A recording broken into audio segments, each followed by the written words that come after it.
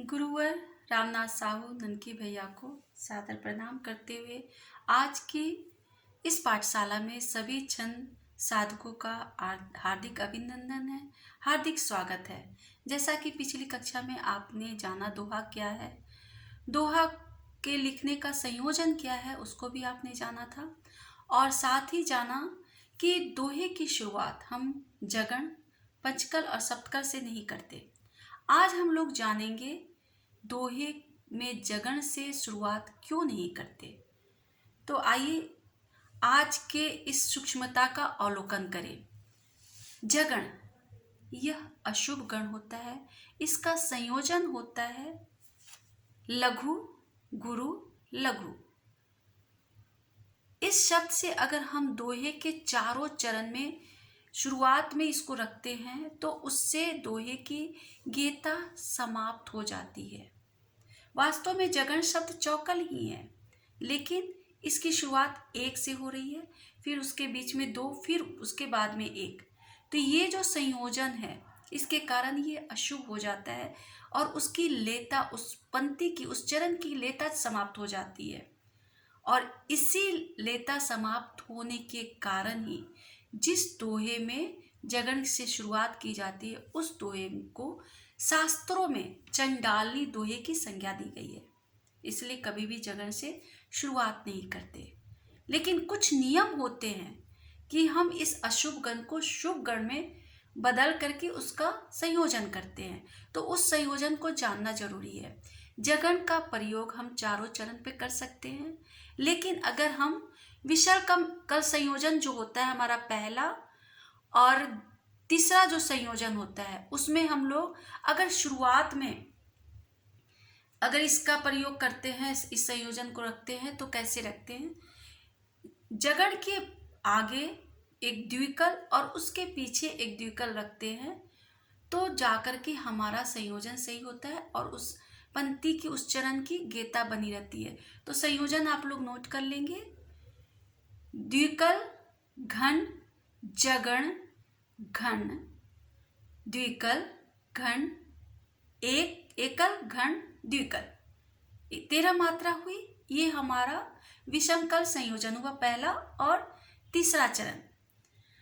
अब हम लोग आते हैं समकल संयोजन में, यानी कि 11 वर्णों का जो हमारा संयोजन होता है, दूसरा और चौथा, उस पर आते हैं।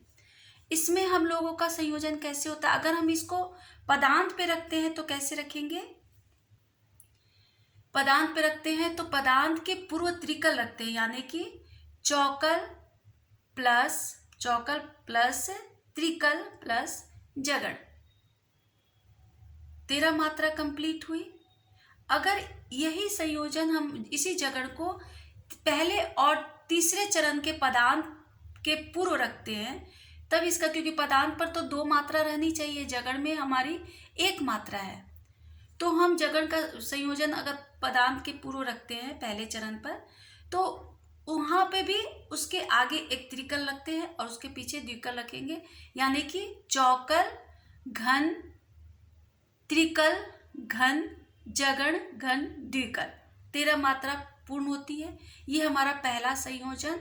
और तीसरा अगर पदांत के पूर्व रखते हैं तो ये हमारा चारों चरण का संयोजन हुआ।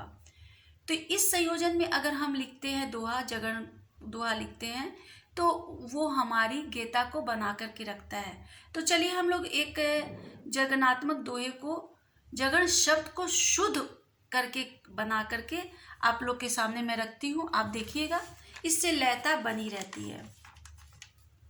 मत निराश हो ना कभी, जीवन भरो प्रकाश, सबके ही हमें सुख भरो, करना दुख का नाश। आपने देखा कि यह जो जगण शब्द हमने प्रयोग किया, यहाँ पर हमने उसके आगे द्विकल लगाया, मत निराश जगण शब्द है, मत निराश हो ना कभी, जीवन भरो प्रकाश। दूसरे चरण पे पदांत पर हमने रखा तो उसके आगे हमने त्रिकल लगा दिया। तो इस तरह यहाँ पे हमारी गेता बनी रह गई, गेता नष्ट नहीं हुई। तो अगर हम उसका संयोजन सही ढंग से करते हैं तो जगनात्मक दोहे भी शुद्ध किए जा सकते हैं और हमारा दोहा सही हो जाता है। लेकिन एक अपवाद में है, ऐसा शास्त्रों में ही कहा गया है कि यह जो जगण शब्द है, अशुभ गण होते हुए भी अगर यही जगण किसी ईश्वर के नाम से होते हैं तो उससे भी हम दोहे की शुरुआत कर सकते हैं। जैसे गणेश, जगण शब्द है लेकिन गणेश से हम शुरुआत कर सकते हैं, चौकल का जो संयोजन होता है उसके अनुसार। और महेश, ये भी ईश्वर का ही नाम है। तो जो भी ईश्वर के नाम होते हैं उस नाम से हम दोहे की शुरुआत कर लेते हैं तो हमारी लेता बनी रहती है और वो चंडालनी दोहे की संज्ञा से बाहर हो जाती है। तो हम लोग आज जगन के विषय में जाने। अगले कक्षा में मैं आप लोग को पंचकल क्या है, पंचकल में कौन कौन से गण आते हैं, उसका संयोजन कैसे किया जाता है, उसकी जानकारी लेकर के आऊँगी। तब तक के लिए सभी को आज की कक्षा में उपस्थित होने के लिए बहुत बहुत धन्यवाद। सभी को नमस्कार।